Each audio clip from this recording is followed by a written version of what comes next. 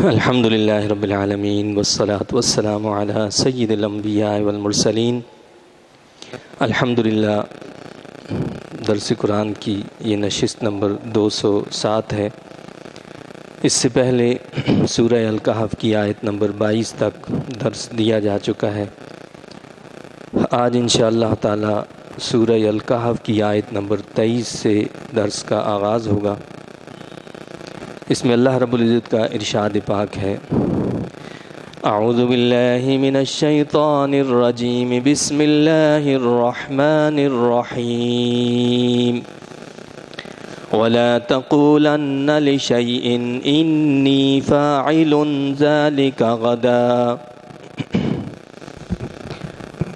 ہرگز نہ کہنا کسی چیز کے متعلق کہ میں اسے کرنے والا ہوں کل، الا ان یشاء اللہ، مگر یہ کہ ساتھ یہ بھی کہو اگر چاہا اللہ تعالیٰ نے۔ اس سے پہلے اصحاب کہف کا تذکرہ ہوا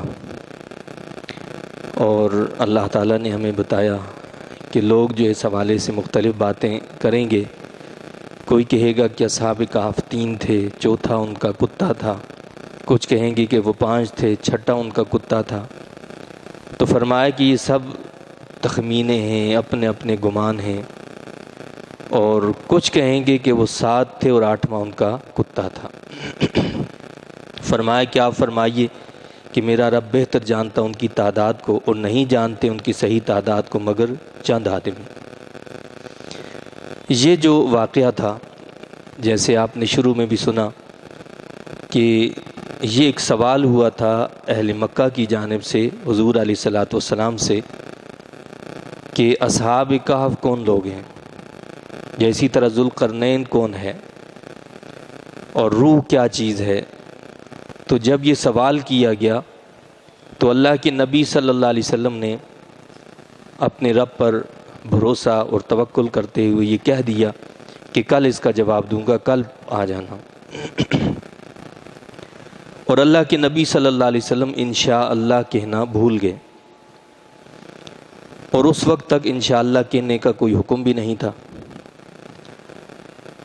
اب ہوا یہ کہ وحی جو ہے وہ بند ہو گئی۔ 1 دن، 2 دن، 3 دن، 4 دن، کافی دن گزر گئے، وحی نہیں نازل ہوئی۔ اللہ کے حبیب علیہ الصلاۃ والسلام بھی پریشان ہوئے، اور تقریباً 15 دن گزر گئے۔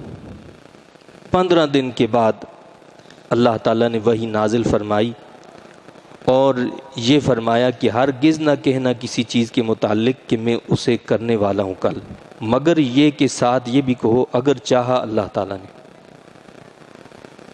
مقصد یہ ہے کہ امت کو یہ تعلیم دینی تھی اللہ کے نبی صلی اللہ علیہ وسلم کے ذریعے سے کہ تم جب بھی کسی سے کوئی بات کرو، کوئی معاہدہ کرو، تو یہ نہ کہو کہ جی بس میں کل کر دوں گا، ہمارا تو کچھ بھی نہیں ہے، سب اس رب کا ہے۔ اپنے تمام معاملات کو اپنے رب کے سپرد کر دو۔ انشاءاللہ کہنا جو ہے، گویا اس میں ایک بندہ مومن اپنے رب کو معاون اور مددگار بنا لیتا ہے کہ میرا رب چاہے گا، اس کی مرضی ہوگی تو یہ کام ہوگا، ورنہ نہیں ہوگا۔ اور یہ انشاءاللہ کی برکت ہوتی ہے کہ جب انسان انشاءاللہ کہتا ہے تو اللہ کی مدد اس کی شامل حال ہو جاتی ہے، اور عجیب طریقوں سے اللہ اس کی مدد کر دیتا ہے۔ بعض اوقات وہ کام نہیں بھی ہو پاتا تو اللہ تعالیٰ اس کے لیے ایسے ذرائع اسباب پیدا کر دیتا ہے کہ وہ کام ہو جایا کرتا ہے۔ تو انشاءاللہ کہنے کا حکم دیا کہ بغیر انشاءاللہ کل کی بات نہ کرو، کل کی کیا اگلی گھڑی کی بھی بات نہ کرو۔ ہاں انشاءاللہ کہہ کر، انشاءاللہ کا مطلب ہوتا ہے اگر چاہا اللہ نے، اللہ چاہے گا تو یہ کام ہوگا۔ اور انشاءاللہ کا لفظ استعمال کرنے کا مقصد ہوتا ہے یقین، یعنی یقیناً یہ کام ہوگا۔ اللہ پر بھروسہ اور توکل کرتے ہوئے یہ بات کہی جاتی ہے۔ لیکن ہمارا معاملہ عجیب ہے کہ یہ ویسے تو یقین کے لیے حکم دیا کہ یقین کے ساتھ یہ کہو کہ انشاءاللہ کل یہ کام ہوگا، انشاءاللہ فلاں دن یہ کام ہوگا، لیکن ہم نے انشاءاللہ کو تعلیق کے لیے استعمال کرنا شروع کر دی ہے، یعنی اس کو ہم معلق کر دیتے ہیں، اس کام کو، اس بات کو لٹکا دیتے ہیں، لٹکا دی جاتی ہے کہ جی بس مقصد یہ ہے کہ ہوا تو ہوا، نہیں ہوا تو نہیں ہوا۔ تو یہ نہایت غلط طریقہ ہے کہ اگر انشاءاللہ اس لیے کہا جا رہا ہے کہ آپ نے اس بات کو معلق کر دینا ہے تو پھر یہ مناسب بات نہیں ہے۔ تو انشاءاللہ کہنے کا مقصد یہی کہ انشاءاللہ یہ لازماً ایسا ہوگا، کل انشاءاللہ آپ سے فلاں وقت پر ملاقات ہوگی، فلاں جگہ پر ہوگی، تو انشاءاللہ ہوگی، یعنی یقیناً میں نے پوری جو ہے صحیح کرنی ہے، پوری کوشش کرنی ہے کہ یہ کام اسی وقت اسی ٹائم پر پورا ہو جائے۔ اسی طرح ہمیں دیگر معاملات کے بارے میں بھی سکھایا ہے، اللہ کے نبی صلی اللہ علیہ وسلم نے بتایا ہے کہ آپ کا کوئی کام ہو جاتا ہے، کوئی خیریت کا معاملہ ہو جاتا ہے تو آپ الحمدللہ کہیں، ساری تعریفیں اللہ کے لیے، اللہ کا شکر ہے۔ کوئی خوبصورت جب منظر نظر آ جاتا ہے تو ماشاءاللہ کہیں۔ ہر موقع کے لیے، ہر جگہ کے لیے اللہ کے ذکر کے مختلف انداز اور طریقے بتائے گئے کہ آپ وعدہ کریں تو انشاءاللہ کہیں، آپ جو ہے خوبصورت منظر کو دیکھیں تو ماشاءاللہ کہیں، آپ بلندی پر جائیں تو اللہ اکبر کہیں، آپ بلندی سے نیچے آئیں تو سبحان اللہ کہیں۔ چھوٹے چھوٹے الفاظ ہیں، چھوٹے چھوٹے کلمات ہیں، لیکن ہماری زندگی کے معمولات میں یعنی یہ شامل ہو جائیں تو زندگی اللہ کی عبادت بن جائے، ہماری زندگی اللہ کی عبادت بن سکتی ہے، بشرطے کہ ان چھوٹی چھوٹی چیزوں کا لحاظ اور خیال رکھا جائے۔ تو اللہ تعالیٰ نے اپنے محبوب کریم صلی اللہ علیہ وسلم سے کیا فرمایا کہ ہرگز نہ کہنا کسی چیز کے متعلق کہ میں اسے کرنے والا ہوں کل، مگر یہ کہ ساتھ یہ بھی کہو کہ اگر چاہا اللہ تعالیٰ نے۔ اور إِلَّا أَن يَشَاءَ اللَّهُ وَاذْكُرْ رَبَّكَ إِذَا نَسِيتَ وَقُلْ عَسَىٰ أَن يَهْدِيَنِ رَبِّي لِأَقْرَبَ مِنْ هَٰذَا رَشَدًا۔ اور یاد کر اپنے رب کو جب تو بھول جائے، یہ بھی کہو کہ مجھے امید ہے کہ دکھا دے گا مجھے میرا رب اس سے بھی قریب تر ہدایت کی راہ۔ فرمایا کہ اگر بھول جاؤ، کبھی انشاءاللہ نہیں کہا تو یاد آتے ہی فوراً کہو انشاءاللہ۔ یا مقصد یہ ہے انسان کوئی نماز بھول گیا، کہیں ایسی کوئی مصروفیت تھی، کوئی ایسا معاملہ تھا کہ انسان بھول گیا نماز کو، تو فرمایا کہ یاد آتے ہی اس کو ادا کر لو، اس کو پڑھ لو، اللہ کا نام لے لو، اللہ کا ذکر کر لو، اسے ہرگز نہ چھوڑو۔ یا اسی طرح وظائف ہیں، اوراد ہیں جو پڑھتے ہیں، بعض اوقات ایسا ہوتا ہے کہ معمول سے کوئی معاملہ مختلف ہو جاتا ہے تو انسان بعض اوقات بھول جاتا ہے، تو اللہ نے ہمیں کیا حکم دیا کہ جب بھول جاؤ تو یاد آتے ہی فوراً اس کام کو کر لو، یاد آتے ہی اسے کر لیا جائے۔ اب صبح کے معمولات ہیں، ان میں کوئی خلل آ گیا اور صبح کے اوراد ہیں، وظائف ہیں، وہ چھوٹ گئے، تو اب جب یاد آ جائیں تو فوراً ان کو پڑھ لیا جائے۔ یا رات کے ہیں، رات کو یاد نہیں رہے تو صبح یاد آئے تو اسی وقت ان کو ادا کر لیا جائے، چھوڑا نہ جائے۔ یہ چھوڑنا جو ہے یہ نقصان کا باعث ہے۔ تو فرمایا کہ یاد کر اپنے رب کو جب تو بھول جائے، یہ بھی کہو کہ مجھے امید ہے کہ دکھا دے گا مجھے میرا رب اس سے بھی قریب تر ہدایت کی راہ۔ یعنی یہ انشاءاللہ کی برکت ہے کہ اللہ تعالیٰ بعض اوقات اس سے بھی زیادہ بہتر چیز عطا کر دیتا ہے انشاءاللہ کہنے سے۔ آپ نے کسی ایک چیز کا کہا ہے، اللہ اس سے بہتر چیز آپ کو عطا کرتے۔ آپ نے ایک کم تر چیز کے حوالے سے کہا ہے تو انشاءاللہ کی برکت سے بہتر چیز اللہ آپ کو عطا فرما دے گا۔ وَلَبِثُوا فِي كَهْفِهِمْ 300 سِنِينَ وَازْدَادُوا 9۔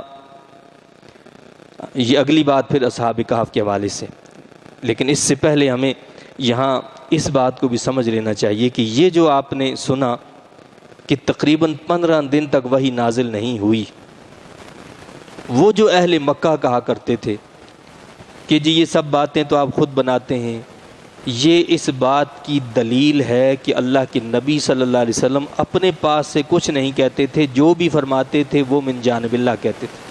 اگر آپ خود سے سب کچھ کہہ رہے ہوتے، خود سے یہ کلام لے آتے تو آپ خود کہہ دیتے کہ بھائی یہ بات ہے، لیکن آپ نے نہیں کہا۔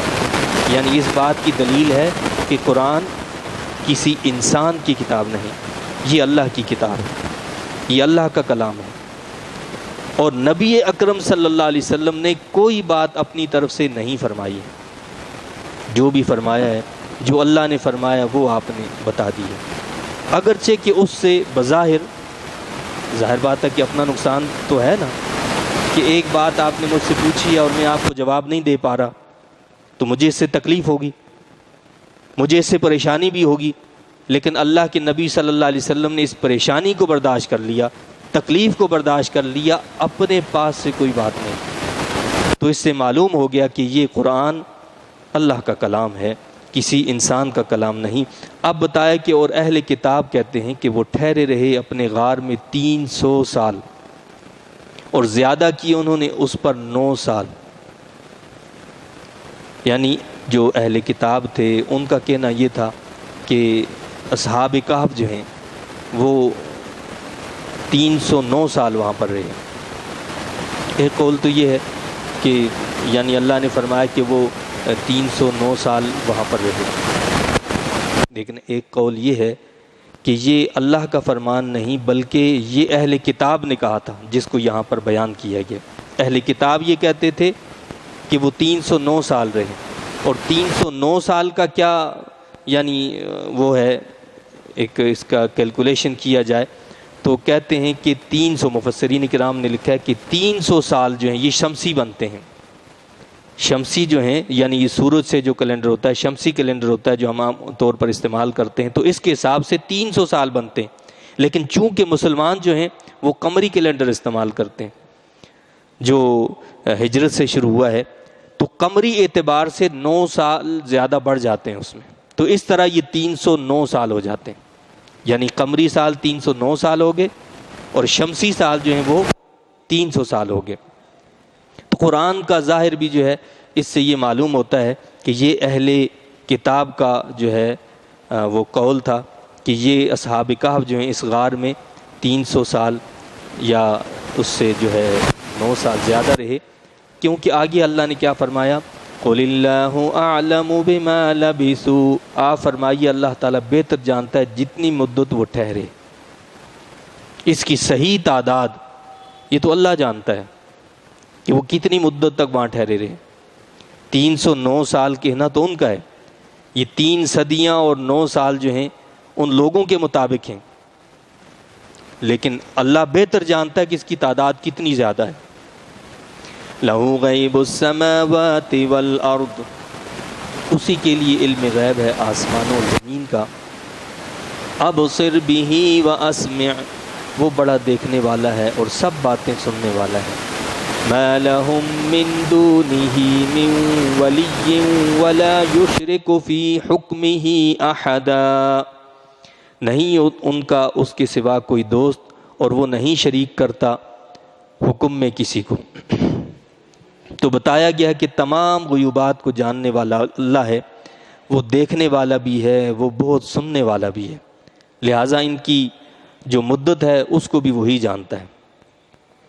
لیکن آپ اس سے اندازہ کریں کہ جیسے ہم نے پڑھا کہ 309 سال بھی اگر مدت لگا لی جائے، اس سے زیادہ بھی ہو سکتی ہے، یعنی جیسے بتایا کہ اللہ بہتر جانتا ہے کہ کتنی مدت تک ٹھہرے رہے، لیکن اس کے باوجود وہ زندہ رہے، ان پر موت واقع نہیں ہوئی۔ یہ صدیاں بیت گئیں، اس عرصے میں کھانا بھی نہیں کھایا پھر بھی زندہ رہے۔ آپ کی جدید سائنس تو اس کو قبول نہیں کرتی ہے اس بات کو کہ جی انسان جو ہے اتنا طویل عرصہ جو ہے بغیر کھائے پیے رہ سکے، لیکن یہ میرے رب کی قدرت ہے، اس نے اپنی قدرت کا کرشمہ دکھایا ہے کہ جب وہ چاہتا ہے تو صدیاں بیت جاتی ہیں تو انسان زندہ رہتا ہے۔ اور جیسے پہلے بھی بتایا، نہ صرف یہ کہ وہ اللہ والے وہ اصحاب کہف زندہ رہے، بلکہ ان سے منسلکہ اشیاء بھی زندہ رہیں، یعنی کتا جو تھا وہ بھی زندہ رہا، وہ لباس جو ان کے جسم پر موجود تھا وہ بھی اسی طرح رہا، بالکل صاف ستھرا، سڑا گلا نہیں۔ آپ گھر کی 2 دن 4 دن 1 ہفتہ صفائی نہ کریں تو کیا حال ہو جاتا ہے، کھڑکیاں بند ہوں، دروازے بند کر دیں، سب کچھ بند کر دیں، لیکن گرد آلود ہو جاتا ہے سارا گھر، وہ کچرے کا ڈھیر بن جاتا ہے۔ تو یہاں 1 سال 2 سال 1 مہینہ 2 مہینے کی تو بات ہی نہیں، صدیاں بیت گئیں، صدیاں بیتنے کے باوجود اس حالت میں رہے۔ یہ ہے کرامت اولیاء، اسے کہتے ہیں کرامت اولیاء۔ اس سے ثابت ہوتی ہیں اولیاء کرام کی کرامات، یعنی اللہ کے نبی سے جو خارق عادت بات ظاہر ہوتی ہے، عام عادت کے خلاف جو بات واقع ہوتی ہے، وہ معجزہ کہلاتی ہے۔ لیکن اللہ کے نیک بندے سے ایسی بات واقع ہو تو اس کو کرامت کہا جاتا ہے۔ تو یہ اللہ والوں کی کرامت ہے کہ وہ اتنا طویل عرصہ رہے، وہ پھر بھی زندہ رہے، ان کی ہر شے محفوظ رہی، اللہ نے اس کی حفاظت فرمائی۔ اور یہ بڑی اہم ترین بات ہے کہ یعنی ان کے ساتھ جو کتا تھا وہ بھی محفوظ رہا۔ جیسے پہلے بھی بتایا کہ جب ایک کتا اللہ والوں کے ساتھ لگ گیا، وہ محفوظ رہا، تو ایک مومن بندہ اگر اللہ والوں کی صحبت میں آ جائے تو وہ کیسے محروم ہوگا؟ وہ کبھی محروم نہیں ہوگا، اسے بھی اللہ تعالیٰ ضرور عطا فرمائے گا۔ اور پھر آپ دیکھیں جہاں اللہ والوں کا ذکر ہوا، یہاں جتنی مرتبہ ذکر کیا کہ وہ 3 تھے یا 4، 5 تھے یا 6، 7 تھے یا 8، ہر جگہ اللہ تعالیٰ نے ان کے ذکر کے ساتھ ان کے کتے کا ذکر کیا۔ یہ ہے برکت اللہ والوں کی صحبت کی، کہ جو بندہ اللہ والوں کی صحبت میں آ جاتا ہے، اگرچہ وہ کچھ بھی نہ ہو، ان کی برکت سے ان کا ذکر بھی اللہ کرواتا ہے۔ ان کی برکت سے، اللہ والوں کی برکت سے، جس کے پاس کچھ بھی نہیں ہے، اللہ اس کا بھی ذکر کرواتا ہے کہ اس نے میرے بندوں کا، میرے محبوب بندوں کا جو ہے دامن تھام لیا، تو لہٰذا اس کا بھی ذکر کیا جائے گا۔ آپ دیکھ لیں نا، قرآن ہے، حدیث مبارکہ ہے، سیرت مصطفیٰ کریم علیہ الصلوۃ والسلام ہے، جس نے بھی قرآن مجید کی کوئی آیت بیان کی، جس نے بھی حدیث مبارکہ کا کوئی حصہ بیان کیا، جس نے بھی سیرت طیبہ سے کوئی بات جو ہے بتائی، ان کی ساری چیزوں کو جو ہے جمع کر لیا گیا، محفوظ کر لیا گیا، ان کی پوری سیرت کو، ان کی پوری ہسٹری کو، ان کی پوری حیات کو جو ہے محفوظ کر لیا گیا، چاہے اس نے صحیح کہا ہو یا غلط کہا ہو۔ لیکن چونکہ ذکر کیا مصطفیٰ کریم علیہ الصلوۃ والسلام کا، حدیث کا، سیرت طیبہ کا، لہٰذا محفوظ کر لیے گیا۔ تو یہ اسماء الرجال جو پورا ایک فن ہے، ہمارے ہاں جو دینی علوم ہیں ان کے اندر پورا ایک فن ہے اسماء الرجال، جس میں یعنی جتنے راوی ہوتے ہیں جنہوں نے کوئی چیز بیان کی، ان کے حالات اور تذکرے بیان کیے جاتے ہیں، پھر ان پر جرح و تعدیل ہوتی ہے، یعنی ان کے بارے میں بتایا جاتا ہے کہ یہ شخص کیسا تھا، اس کا حافظہ کیسا تھا، اس کا کردار کیسا تھا، ماحول اور معاشرے میں سے کیسا سمجھا جاتا تھا، اس کے بارے میں لوگوں کی رائے کیا، یہ ساری باتیں ان کے لیے محفوظ کر دی گئیں۔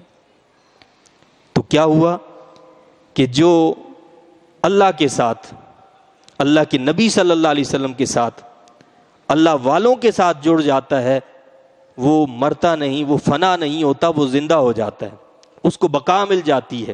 وہ مر بھی جائے تو اس کا ذکر موجود رہتا ہے، اس کی یاد باقی رہتی ہے۔ تو اتنا طویل عرصہ گزرنے کے بعد کیا فرمایا اللہ نے کہ اللہ بہتر جانتا ہے کہ وہ کتنی مدت ٹھہرے۔ اب بعض جو صوفیاء کرام ہیں انہوں نے اس حوالے سے یہ کہا ہے کہ یہاں یہ جو سارا اس کا اگر عارفانہ اس پر گفتگو کی جائے تو پھر کیا ہوگا، وہ جو غار میں گئے تھے تو غار سے مراد ہوگا کہ باطن کا غار، جو اپنے باطن کو سنوار لیتا ہے۔ یہ جو اصحاب کہف تھے، یہ چند جو نوجوان تھے جنہوں نے مادی دنیا کو چھوڑ کر ایک ظاہری غار میں جا کر پناہ لی تھی، تو کہتے ہیں کہ اگر اس کا عارفانہ اس کا پر گفتگو کی جائے، عارفانہ تفسیر کی جائے، تو اس غار سے مراد ہوگا باطن کا غار، جو اپنے من کو صحیح کر لے، جو اپنے باطن کو صحیح کر لے اور اپنے باطن میں ڈوب جائے اور وہاں پناہ لے لے۔ تو جب باطن صحیح کرتا ہے انسان تو کیا ہوتی ہے، روح پرواز کرنے لگتی ہے، روح قوی ہو جاتی ہے۔ جس طرح ظاہری طور پر ہم غذا کھاتے ہیں، دوائیں کھاتے ہیں تو جسم ہمارا تندرست ہوتا ہے، باڈی ہماری صحیح ہوتی ہے، اسی طرح روحانی غذائیں جب کھائی جاتی ہیں، باطنی غذائیں جب کھائی جاتی ہیں، اپنے باطن کی جب اصلاح کی جاتی ہے تو روح قوی ہو جاتی ہے، روح پھر پرواز کرنے لگتی ہے۔ تو کہتے ہیں کہ یہ جو 3، 4 اور 5 اور 6 اور 7 اور 8 کا ذکر ہے، یہ وہ لطائف ہیں جو ہمارے جسم کے اندر ہیں، جو صوفیاء کرام بیان کرتے ہیں کہ جن سے اذکار جو ہوتے ہیں وہ کیے جاتے ہیں، یہ وہ لطائف ہیں، یہ وہ 7 لطائف ہیں۔ اور یہ جو 8واں کتا جو ہے، اس سے مراد ہے نفس۔ اس 8ویں کتے سے مراد کیا؟ نفس مراد ہے۔ 7 تو لطائف ہیں ہمارے، اور 8واں کیا؟ وہ نفس ہے۔ لطائف ہیں، روح ہے، عقل ہے، سر ہے، سر و سر ہے، خفی ہے، اخفا ہے، یہ سارے لطائف ہیں۔ اور پھر ایک قلب بھی ہے اس میں، اور جو اگلی چیز ہے وہ کیا ہے؟ وہ نفس ہے۔ تو یہ نفس وہ کتا ہے جس کو اصحاب کہف بھگانا چاہ رہے تھے، لیکن وہ بھاگا نہیں۔ یہ روح، یہ عقل، یہ قلب، یہ دیگر جتنے بھی لطائف ہیں، یہ سب اس کو بھگانا چاہ رہے تھے نفس کو کہ تو ہمارے قریب نہ آنا، تو ہمارے پاس آئے گا، ہمارے قریب آئے گا تو نہ جانے ہمارا کیا حشر ہو جائے۔ لیکن نفس نے ہاتھ جوڑ کر کہا کہ میں تمہارے دربان پہ چوکیدار بن کے رہوں گا، اب میں نفس امارہ نہیں، بلکہ اب تو میں نفس مطمئنہ بن گیا ہوں۔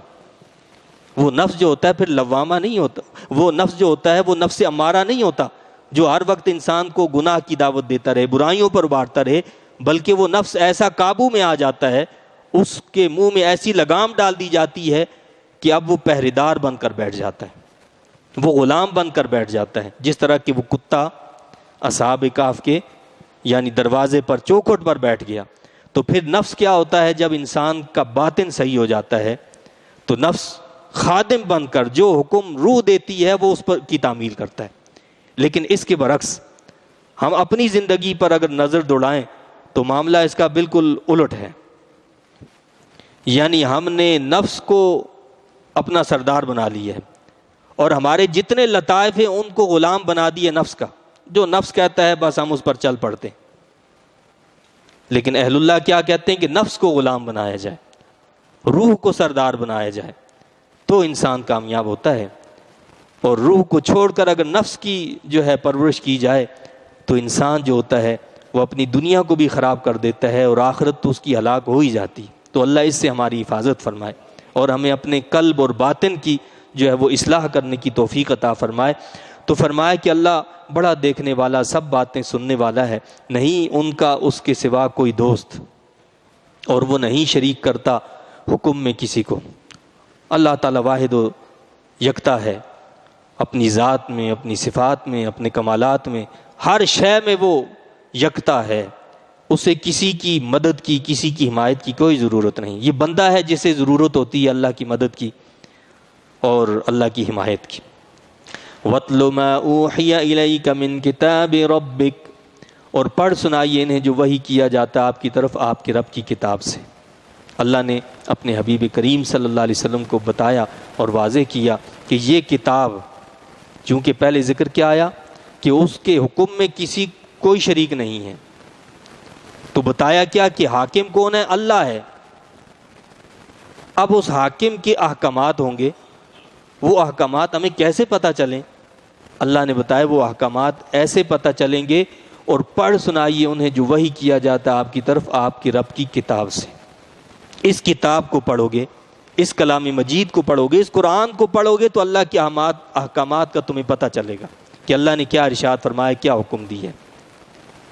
اب ہم اس کو احکم الحاکمین تو مانتے ہوں، لیکن اس کے حکم کو سمجھنے کی، پڑھنے کی کوشش ہی نہ کریں تو پھر کیسے ہم اس کی راہ پر چلیں گے؟ اس کے دربار تک رسائی کیسے ہوگی؟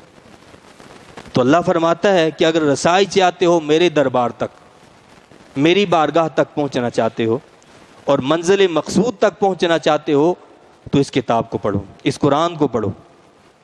اس قرآن کو نہ صرف یہ کہ پڑھا جائے، اس کو سمجھا جائے، اور نہ صرف یہ کہ سمجھا جائے بلکہ اس پر عمل کیا جائے، اور نہ صرف یہ کہ اس پر عمل کیا جائے، اس کو پھیلایا بھی جائے۔ اللہ کا کلام ہے، جس رب نے آپ کو یہ اتنی بڑی نعمت عطا کی ہے تو دوسروں کو کیوں محروم رکھا جائے؟ دوسروں تک بھی اللہ کے اس پیغام کو پہنچایا جائے تاکہ ان کی بھی اصلاح ہو جائے، تاکہ وہ بھی ٹھیک ہو جائیں۔ تو فرمایا کہ پڑھ سنائیے انہیں جو وحی کیا جاتا آپ کی طرف آپ کی رب کی کتاب سے۔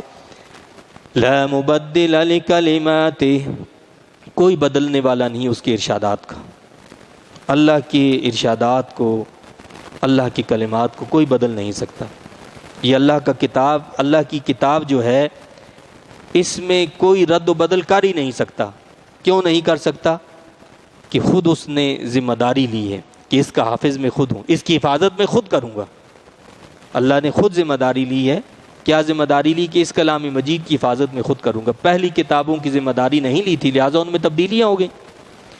لیکن یہ کتاب 1400 سال کا طویل عرصہ بیت چکا، اس کی زیر زبر پیش کسی چیز میں کوئی فرق نہیں آیا. حتیٰ یہ کہ کوئی ماہر قاری پڑھ رہا ہو اور وہ کوئی غلطی کر بیٹھے زیر زبر کی بھی، ایک چھوٹا سا بچہ حافظ قرآن جو ہو وہ بھی اس کی غلطی کو پکڑ لے گا اور کہے گا کہ یہ آپ غلط پڑھ رہے ہیں. یہ اس قرآن کا جو ہے معجزہ ہے، یہ قرآن کی برکت ہے کہ چھوٹا سا بچہ بھی اس کو یاد کر لیتا ہے اور بڑے سے بڑے قاری کی بھی جو ہے غلطی کو پکڑ لیتا ہے کہ یہ آپ کی غلطی ہے. دنیا کی کوئی ایسی کتاب نہیں ہے کہ جس کے ساتھ ایسا معاملہ ہو کہ کوئی غلط پڑھے، غلط اس کو بیان کرے اور کوئی اس کو ٹوک دے کہ جی آپ غلط کہہ رہے ہو.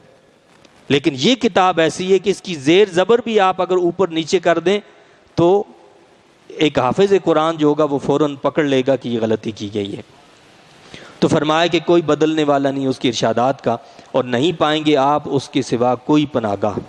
وَاصْبِرْ نَفْسَكَ مَعَ الَّذِينَ يَدْعُونَ رَبَّهُمْ بِالْغَدَاةِ وَالْعَشِيِّ يُرِيدُونَ وَجْهَهُ وَلَا تَعْدُ عَيْنَاكَ عَنْهُمْ. اور روکے رکھیے اپنے آپ کو ان لوگوں کے ساتھ جو پکارتے ہیں اپنے رب کو صبح شام. مشرکین مکہ آتے تھے، بڑے بڑے سردار آتے تھے اور وہ کہتے تھے جی آپ چاہتے ہیں کہ ہم بھی اسلام قبول کر لیں، ایمان قبول کر لیں، تو پھر آپ ہمارے لیے اپنی مجلس میں بیٹھنے کا اہتمام کریں. تو بھائی کیا اہتمام کیا جائے؟ تو کہتے تھے یہ جو غریب غربا لوگ بیٹھے ہیں ان کو آپ ہٹا دیں. حضرت بلال، حضرت صہیب اور دیگر صحابہ کرام رضوان اللہ تعالی علیہم اجمعین جو ایک ایسے طبقے سے تعلق رکھتے تھے پہلے کہ کوئی غلام تھا، کوئی کیا تھا، انہوں نے اسلام قبول کیا، اسلام کی برکت سے اللہ نے ان کو عزت دی. تو کہتے تھے کہ ان لوگوں کو آپ ہٹائیں، ان کے کپڑے میلے ہیں، ان کا فلاں میلہ ہے، ان کا یہ میلہ ہے، ان کو ہٹا دیں تو ہم آ کر بیٹھیں گے. اللہ نے حکم نازل فرما دیا کہ یہاں مال دولت کی ضرورت نہیں ہے. اسلام کسی مال دولت کا محتاج نہیں ہے. کوئی کہے کہ جی میں بڑا افسر ہوں، میرے پاس بڑی دولت ہے، میں بڑا تاجر ہوں، تو لہٰذا میری جو ہے وہ کوئی وہ کی جائے. تو کہا نہیں، آپ ان کو ضرورت نہیں ہے لا کر بٹھانے کی اس مجلس میں. آپ ان کے ساتھ، اللہ خود فرماتا ہے کہ آپ ان کے ساتھ بیٹھے رہیں. اپنے حبیب علیہ السلام کو اللہ تعالیٰ سید الانبیاء کو فرماتا ہے، جو انبیاء کے سردار ہیں ان کو فرماتا ہے کہ ان لوگوں کی مجلس کی کوئی ضرورت نہیں ہے. یہ جو بندے آپ کے پاس بیٹھے ہوئے ہیں، یہ بلال ہیں، یہ صہیب ہیں، یہ سلمان فارسی ہیں، یہ دیگر جو صحابہ کرام ہیں، یہ کون لوگ ہیں؟ یہ پکارتے ہیں اپنے رب کو صبح شام، طلبگار ہیں اس کی رضا کے. یہ تو اپنے رب کی رضا کے متلاشی ہیں. آپ ان کے ساتھ بیٹھے رہیں. اور کیا فرمایا؟ وَلَا تَعْدُ عَيْنَاكَ عَنْهُمْ، اور نہ ہٹیں آپ کی نگاہیں ان سے نگاہیں بھی مت ہٹائیں. ان سے نگاہ ہٹا کر ان کو دیکھیں بھی نہ. یہ نہ سمجھیں کہ جی معاشرے کے بڑے مالدار لوگ ہیں، بڑے سرکردہ لوگ ہیں، ان میں سے ایک بندہ صحیح ہو جائے گا تو کئی لوگ صحیح ہو جائیں گے، اس کی پرواہ نہ کریں. آپ ان کے ساتھ بیٹھیں جو متلاشی ہیں اپنے رب کی رضا کے. جب اللہ تعالیٰ اپنے حبیب کریم صلی اللہ علیہ وسلم کو یہ حکم فرماتا ہے کہ آپ ان کے ساتھ بیٹھیں، تو میں اور آپ کہاں کس باغ کی مولی ہیں کہ ہم ان کے ساتھ نہ بیٹھیں؟ اللہ تو ان کے پاس ہی ملتا ہے، وہ معاشرے کا وہ طبقہ جس کو عام طور پر کوئی اہمیت نہیں دی جاتی ہے، اللہ ان کے پاس ملتا ہے. اللہ کے نبی صلی اللہ علیہ وسلم نے ایک موقع پر فرمایا جس کا مفہوم یہ ہے کہ اللہ کا شکر ہے کہ اللہ نے مجھے ایسے ساتھی دیے جن کے ساتھ بیٹھنے کا اللہ نے خود مجھے حکم دیا کہ تم ان کے ساتھ بیٹھو. اللہ نے مجھے ایسے ساتھی دیے جن کے بارے میں اللہ نے خود مجھے حکم دیا ہے کہ میں ان کے ساتھ بیٹھوں. وہ نہیں بیٹھیں آپ کے ساتھ، بلکہ آپ ان کے ساتھ بیٹھیں. اللہ فرماتا ہے، اور ان سے اپنی نگاہوں کو بھی نہ پھیریں۔ ترید زینت الحیات الدنیا، کیا آپ چاہتے ہیں دنیاوی زندگی کی زینت؟ یعنی مقصد یہ ہے، یہ ہمارے لیے ہے، مخاطب اللہ کے نبی صلی اللہ علیہ وسلم ہے، خطاب ہم سے ہے، یعنی اصل اس کی مخاطب جو امت ہے، امت سے یہ کہا جا رہا ہے کہ تم دنیاوی زندگی کی زینت چاہتے ہو، دنیاوی زندگی کی زینت چاہتے ہو تو پھر دنیا دے دی جائے گی، اور اخروی زندگی اگر چاہتے ہو تو پھر ان کے ساتھ بیٹھنا ہے۔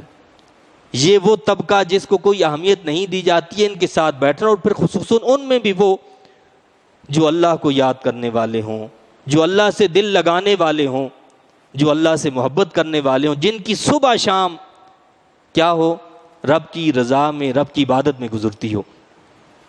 وَلَا تُطِعْ مَنْ أَغْفَلْنَا قَلْبَهُ عَنْ ذِكْرِنَا وَاتَّبَعَ هَوَاهُ وَكَانَ أَمْرُهُ فُرُطًا، اور نہ پیروی کیجیے اس بد نصیب کی، غافل کر دیا ہم نے جس کے دل کو اپنی یاد سے، اور وہ اتباع کرتا اپنی خواہش کا، اور اس کا معاملہ حد سے گزر گیا ہے۔ اور یہ خواہش نفس کی پیروی کرنے والے ہم سبھی ہیں، لیکن عام طور پر جو دنیا دار طبقہ ہوتا ہے وہ اپنی خواہشات کا پیروکار ہوتا ہے۔ اللہ کیا فرماتا ہے کہ ان کی پیروی تو کرنی ہی نہیں ہے، یہ وہ لوگ ہیں کہ جن کو ہم نے اپنی یاد سے محروم کر دیا ہے، اور جو ان کی اتباع اور پیروی کرتا ہے اس کا معاملہ حد سے گزر جاتا ہے، وہ حد سے نکل جانے والا ہے، اور جو حد سے نکل جائے وہ اللہ کی پکڑ میں آنے والا ہے۔ ہر چیز جو ہوتی ہے کیا ہوتی ہے کہ اس میں دو چیزیں پائی جاتی ہیں۔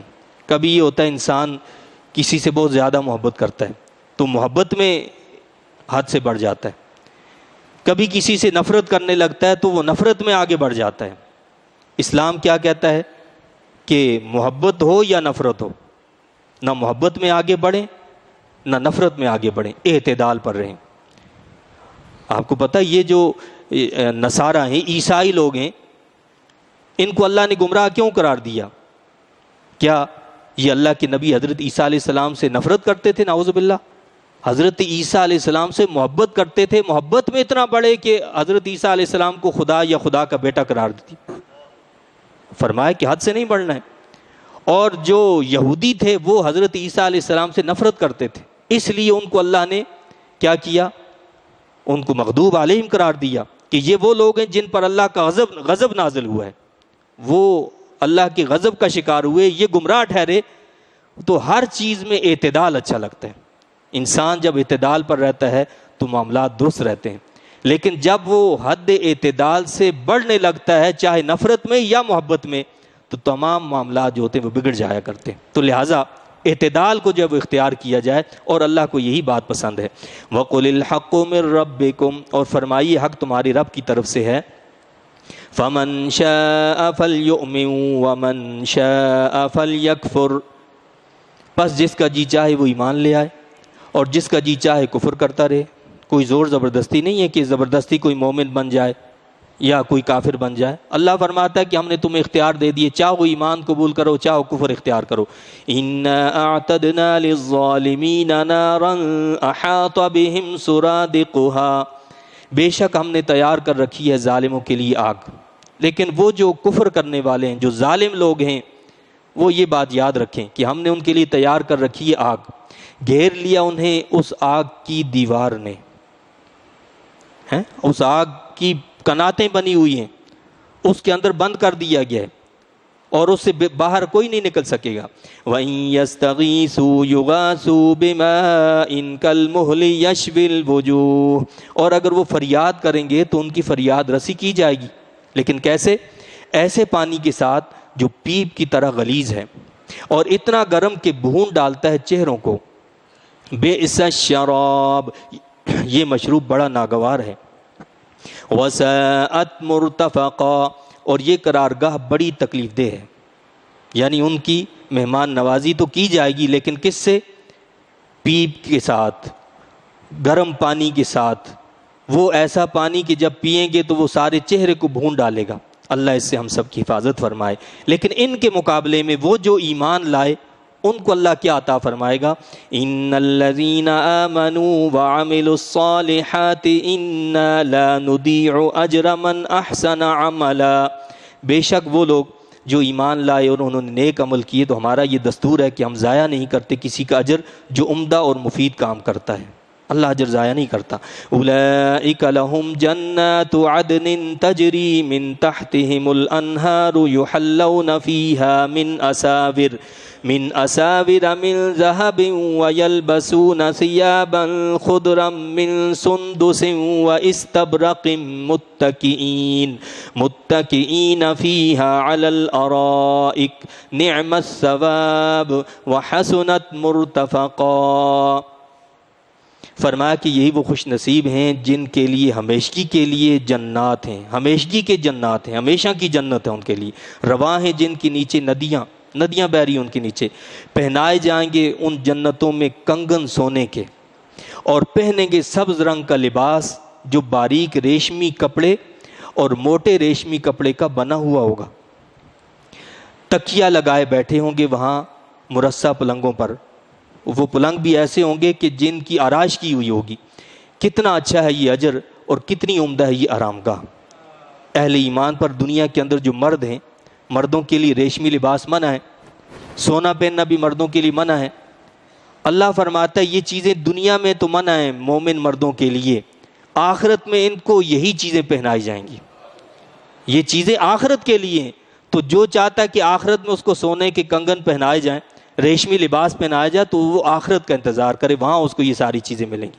لیکن جو آخرت نہیں چاہتا ہے تو وہ دنیا میں جو چاہتا ہے وہ کرتا رہے، اس کے ساتھ معاملہ بھی پھر ویسا کیا جائے گا۔ اللہ تعالیٰ سے دعا اور التجا ہے کہ اللہ تعالیٰ مجھے آپ کو ہم سب کو ان تعلیمات کی سمجھ عطا فرمائے اور ان کے مطابق عمل کی توفیق عطا فرمائے۔ آمین۔ وآخر دعوانا ان الحمد للہ رب العالمین۔